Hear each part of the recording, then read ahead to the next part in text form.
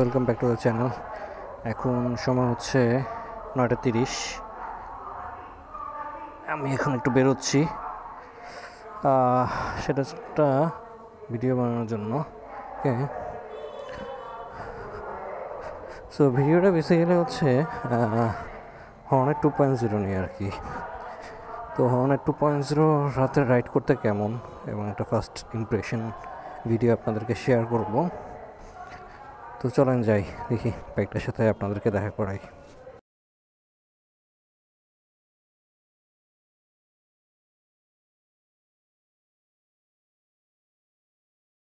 So এখন হচ্ছে সময় 9:47, রাত 9:47। আজকে আপনাদেরকে নতুন একটা ভিডিওতে নিয়ে আসছি উইথ হন্ডা 2.0, হর্নেট 2.0। তো বাইকটা আমি আমার এক বড় ভাইয়ের, বলতে পারেন সাফা ভাই, আপনারা অনেকে নাম শুনছেন আমার লাস্ট ভিডিওগুলোতে। আমরা একসাথে ট্যুর করছিলাম, আমার কলিগ। সো সাফার বাইকটা আজকে আমি একটু নিয়ে আসছি রিভিউ করার জন্য। তো আজকে বেসিক্যালি হচ্ছে কি একটা শর্ট রাইড রিভিউ দিব, যেটা হচ্ছে বাইকটা চালাইতে কেমন বা রাতের ভিজিবিলিটি বা অ্যাক্সিলারেশন কেমন এটা দেখানোর জন্য আর কি। তো without a further due, so let's start. Okay, ফার্স্টেই যদি আসি সিটিং পজিশনের কথা যদি বলি, তো বাইকটা বেশ compact. Coming from FZ version 3, বাইকটা আমার কাছে বেশ লাইট ওয়েট মনে হয়েছে। আর হচ্ছে হ্যান্ডেলটা বেশ শর্ট, এই সেটটা বেশ শর্ট। এটা অনেকে বলবে যে আপরাইট, হ্যাঁ একটু আপরাইট আছে মনে হয়, বাট আমার কাছে স্টিল মনে হচ্ছে ওভারঅল মানে সিটিং পজিশন একটু বিট স্পোর্টিয়ার। আর এই সাইডের লেনটা একটু কম, হ্যান্ডেলটা একটু সামনের দিকে আসছে, সামনের দিকে। আমি আগের হর্নেটটা আসলে চালাই নাই, সেই জন্য আসলে ওইটার সাথে কম্পারিজন করতে পারতেছি না, বাট আমি যেহেতু FZ চালাই, সো এটার সাথে যদি আমি কম্পারিজনের কথা বলি, ফার্স্ট অফ অল বসার পরে পুরো বাইকটাকে আসলে স্মল আর কম্প্যাক্ট লাগতেছে। আর সিটিং কমফোর্টের কথা যদি বলি, সিটটা is a bit harder compare to FZ version 3, but আমি যতটুকু চালাইছি একটু আগে খুব একটা প্যারা লাগে নাই। এখন পিলিয়ন সিটটাতে আসলে কেমন পিলিয়নের জন্য কমফোর্টেবল হবে এটা আসলে একটা বড় ফ্যাক্টর। তো এই আর কি হচ্ছে বাইকটা ওভারঅল। আর আমি বাইকে আসলে একটা আগামীকালকে ট্রাই করবো একটা মানে ভালো করে একটা দিনের আলো সুন্দর রিভিউ দেওয়ার জন্য। ওইখানে আমি বাইকের স্পেসিফিকেশন বা অ্যাক্সিলারেশন কেমন ওইটা দেখানো ট্রাই করবো আর কি। তো আপাতত এখান থেকে স্টার্ট করি। যদি আমি ড্যাশবোর্ডে স্টার্ট দেই, সো হচ্ছে এইখানে তেমন কোনো ইনফরমেশান নাই, জাস্ট হচ্ছে trip A probably trip B আছে, এইখানে টাইম দেখায়, গিয়ার ইন্ডিকেটর আর হচ্ছে RPM মিটার। আমি যতটুকু জানি এইখানে হচ্ছে রিয়েল টাইম মাইলেজ যে অপশনটা বা ডিস্টেন্স টাইম DTA, যেটা DTটা নাই। আর সিঙ্গেল চ্যানেল ABS লাইট জ্বলতেছে। আর যদি স্টার্ট দেই, এখন পর্যন্ত যেটা হচ্ছে ইগনিশনটা অন করলে প্রবাবলি হচ্ছে বাইকের লাইটগুলো হচ্ছে জ্বলবে। তো বাইকের লাইটটা হচ্ছে অলরেডি ডিস। তো এখান থেকে যদি সব কিছু দেখাই, সো এই হচ্ছে ওভারঅল বাইকের লুক। শুধু নিচে হচ্ছে লাইটটা একটু DRL জ্বলতেছে, বাট হেডলাইটটা অফ আছে কারেন্টলি। হেডলাইটটা অফ, বাইকের লুকটা ওভারঅল এগ্রেসিভ। আর এইটা হচ্ছে বাইকের পিছন থেকে লুক। ওকে, চয়নার পায়ের সাথে স্টার্ট করি। আচ্ছা, এখানে মনে হয় side engine cut off sensor আছে, এখানে একটা সিগন্যাল দেখতেছি আমি। তো এখানে এই সিগন্যালটাও আছে। আচ্ছা, লেটস স্টার্ট। বিসমিল্লাহির রহমানির রহিম। সো আমি যখন স্টার্ট দিলাম, হেডলাইটটা জ্বললো। হেডলাইটের ভিজিবিলিটি আমি যতটুকু দেখছি খুব একটা ভালো না, যতটুকু চালা আসছি, যদি হেডলাইটটা অ্যাডজাস্ট করা আছে। বাট যেটা হচ্ছে বাইকটা টু মাচ স্মুথ। সো প্রথম যদি আমি অ্যাক্সিলারেশন দেই, তো বাইকটা বেশ স্মুথ লাগতেছে। আমি তো FZ চালাই, আমার কাছে FZটা বেশ কমফোর্টেবল লাগে, স্মুথও আছে, কিন্তু এটা আমার কাছে মনে হয়েছে ওটা চেয়েও বেশি স্মুথ। সো চলুন দেখি ওভারঅল বাইকটা কেমন কি। টান আছে ডেফিনেটলি, বাট ইঞ্জিন সাউন্ডটা আমার কাছে অনেকটা পুরোনো যে জিক্সার ছিল, মনোটোন, মানে 4 গিয়ার 5 গিয়ারে একটু পুশ করলে আমার কাছে মনে হয় জিক্সারের যে সাউন্ডটা অনেকটা ওই রকম লাগে। তো বাট বাইক এমনি কিন্তু হচ্ছে বেশ যেটা হচ্ছে ছোটো বলে বা হচ্ছে এই বলে বাইক ম্যানুভার করা যায় খুব ভালো। আর যদি ব্রেকিংয়ের কথা বলি, ব্রেকিং বাইকটাও বেশ ভালো লাগছে আমার কাছে। বাইক তো স্মুথ আছেই। এই স্মুথনেসটার কথা আসলে আমি হয়তো পরবর্তীতে আরও কয়েকবার বলবো। বাইকটা আমার কাছে প্রথম আমি যখন টেস্ট ড্রাইভ দিয়েছিলাম হন্ডার অফিসিয়াল টেস্ট ড্রাইভ, তখনই আমি দেখছি বাইকটা বেশ স্মুথ আছে। আমি একবার বাইকটা নেওয়ার প্ল্যান করছিলাম এই বাইকটা, বাট আসলে আমার কাছে মনে হয় একটু বাইকটা যদি একটু ওয়াইড হইতো তাহলে আমার জন্য আরও ভালো লাগতো, যেহেতু বাইকটা অতটা ওয়াইড না। সো আসলে হয়তো আমার ওই লিস্ট থেকে বাদ দিতে হবে, আবার নিতেও পারি, ঠিক নাই, ডিপেন্ডস। এখন আমি মার্চ পর্যন্ত ওয়েট করতে চাচ্ছি, কারণ মার্চের মধ্যে অনেকগুলো বাইক ঢুকবে। তো দেখা যাক কী অবস্থা। আমরা জাস্ট হচ্ছে শর্ট একটা করবো, দেখাবো যে কি এখান থেকে বের হই। এটা টানটা আমি খেয়াল করছি, থার্ড গিয়ার ফোর্থ গিয়ার এই জায়গাটাতে বেশ ভালো টান ফিল করা যায়। লাইক হচ্ছে 74-100 আমার তো মনে হয় ইজিলি উঠে যাবে, 100 তো মনে হয় ইজিলি উঠে যাবে। যদি বাইকটা নতুন, আমি যে অত পুশ করতেছি না। আর বাইকটা যেটা আমার না, আমার কলিগের বাইক, সো এটা একটু জেন্টলি যতটুকু রাইড করা যায় ওটাই আর কি আপনাদের সাথে একটু শেয়ার করবো। বাই দ্য ওয়ে, এখন আমি কারেন্টলি রেকর্ড করতেছি আমার নতুন হেলমেট থেকে। নতুন হেলমেটটা সেট আপ করছি, কিন্তু নতুন হেলমেটটা সেট আপ করতে গিয়ে বেশ প্যারা খাওয়া লাগছে আমার। আমি জানি না আপনাদের সাউন্ড কেমন আসতেছে, সাউন্ডটা কেমন লাগে একটু আপনাকে দেখে বলেন যে সাউন্ডটা কি ভালো আসতেছে কি না। তো এই হচ্ছে অবস্থা।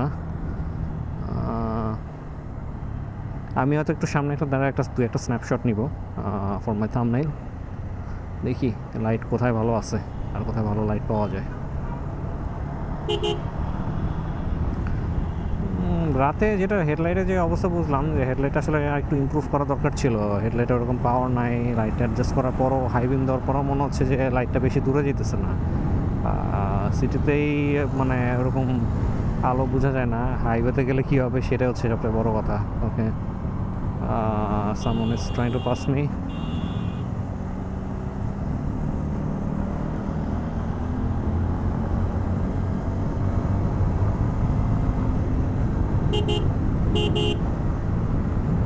হ্যাঁ, রাইডটা বেশ ভালোই লাগতেছে। আমি একটু বেরিয়েছি রাতে আজকে কিন্তু বেশ ভালো ঠান্ডা পড়ছে। আজকে টেম্পারেচার প্রবাবলি এখন আছে 14 বা 15 ডিগ্রি, হাত পুরো জমে ঠান্ডা হয়ে গেছে। সো অফিস থেকে আসার সময় বেশ ভালো রকম ঠান্ডায় বেড়া খাওয়া লাগছে। সো একটু দাঁড়াইছিলাম এখানে একটা শট নেওয়ার জন্য। বাইকটা ছাড়াই আমি বলতে পারেন যে বাইকের প্রেমে পড়ে গেছি অলমোস্ট। ইনিশিয়ালি যতটুকু ভালো মানে চালাইছি, স্মুথনেস, অ্যাক্সিলারেশন, জাস্ট এক কথা অসাম। বাই দ্য ওয়ে, আমার নতুন ব্লগিং সেট আপে আপনাদের ভিডিওটা কেমন লাগতেছে এটা একটু আমাকে জানান। ভালো লাগতেছে কি না ভিডিওটা, বা অডিওটা কেমন আসতেছে এটাও একটু জানান, যে অডিও সেট আপটা ঠিক আছে কি না। আমার মনে হচ্ছে যে এটার অডিও আগের চেয়ে একটু বেটার আসার কথা। আগের হেলমেটটা একটু নয়েজি ছিল, এখন যদি স্করপিয়ন কার্বন ফাইবার ইউজ করতে সেটা মোটামুটি বেশ মানে সাইলেন্ট আছে বা কোয়াইট আছে হেলমেটটা। তো অডিও কোয়ালিটি ওটা চেয়ে বেটার আসার উচিত। আমি এখন পর্যন্ত আমার হেলমেটে পিন লক ইনস্টল করি নাই, দ্যাটস ওয়াই একটু প্যারা খাওয়া লাগতেছে আমার। মানে ভাইজরটা অলরেডি খোলা হয়ে গেছে, আর তার উপরে ইউজ করতেছে ব্ল্যাক ভাইজর। যদি এটা ব্ল্যাক ভাইজরটা মোটামুটি বেশ ভালো, অত অন্ধকার বা ওরকম ফিল হয় না, আমি মোটামুটি ক্লিয়ারই দেখতেছি। আচ্ছা, যেটা বলছিলাম আর কি, ইনিশিয়ালি আমার কাছে চালায় মনে হচ্ছে কি, সত্যি কথা বলতে আমি এই বাইকটা কিনা ফেলি। আর আমার কাছে মনে হচ্ছে যে আমি অন্য কিছু ওয়েট না করে একটু টাকাটা খুব জমায় বাইকটা কিনাই নিই। ভালো লাগতেছে, মানে যতটুকু চালাইছি এই রাতে মানে খুবই ভালো লাগছে আমার। টান আছে বা সব কিছু মিলাই স্মুথনেস, আমি বারবার স্মুথনেসের কথাটাই আনতেছি, কেননা আমার কাছে স্মুথনেসটা বেশ ভালো লাগছে বাইকের।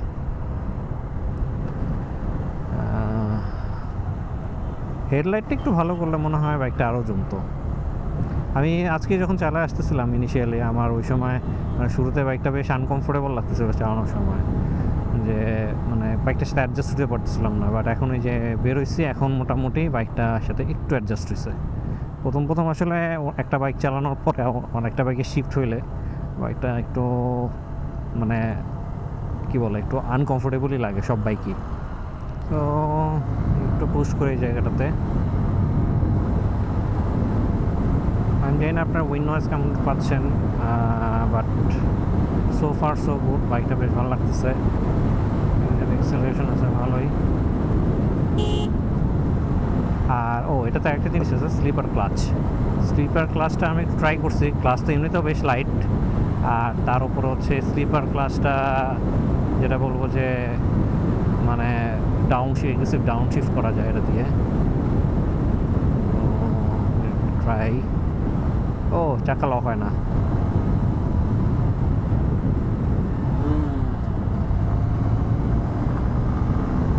বেশ ভালো রকম পুশ করে এটা। আমি একটু উইন্ড বাফারিং পাচ্ছি।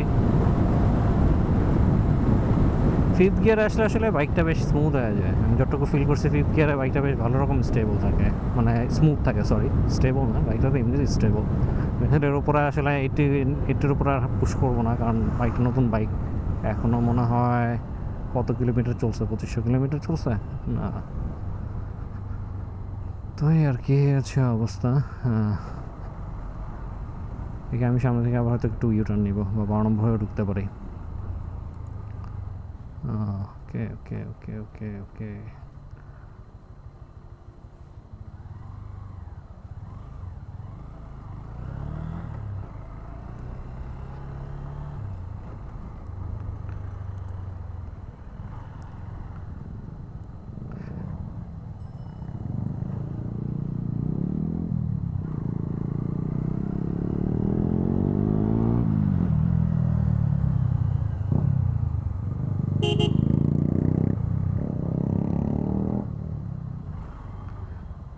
আমি একটা জিনিস কখনো বুঝি না, মানুষ এরকম লাউড এক্সস্ট লাগায় বাইক চালাতে কী মজা পায়, আই ডোন্ট নো।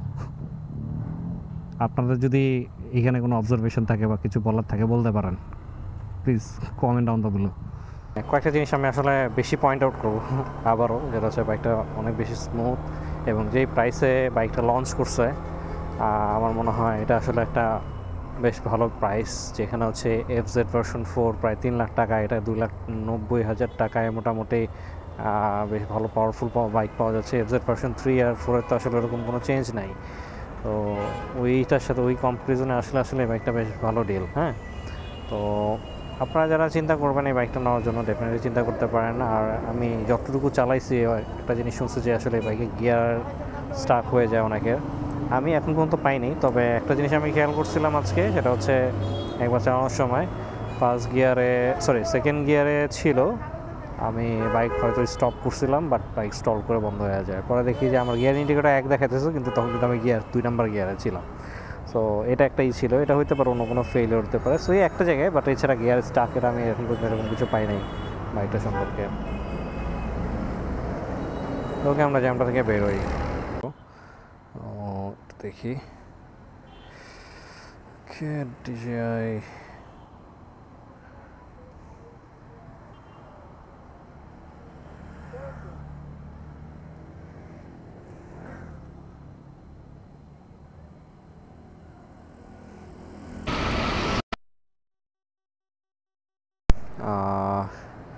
এখন দেখি আস্তে আস্তে বাসার দিকে আগাবো। বিসমিল্লাহির রহমানির রহিম।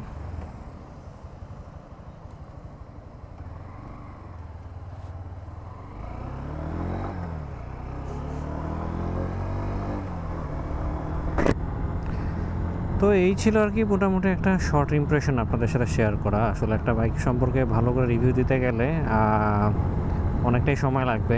একটা বাইককে ভালো করে না চালালে আসলে ওইভাবে রিভিউ দেওয়া যায় না, যেহেতু বাইকটা আমার না বা আমার কাছে এতদিন থাকবেও না। তো এই জন্য আপনাদের সাথে একটা শর্ট রিভিউ দিলাম। কালকে হয়তো মর্নিংয়ে আমি বেরোতে পারি, আগামীকালকে। সো মর্নিংয়ে বের হলে তখন আমি বাইকটা আরও ভালো করে আপনাদের দিনে আলাদা দেখাতে পারবো। আজকে জাস্ট শুধু রাতের একটা রাইড রিভিউ দিলাম, যে রাতে চালাইতে কেমন লাগে, তো এটাই আপনি একটু এনজয় করেন। আর সো ভিডিও থেকে এখানেই আমি আপাতত বিদায় নিই। যদি আপনাদের ভিডিওটা ভালো লাগে তাহলে don't forget to give a like and please do subscribe my channel. Thank you.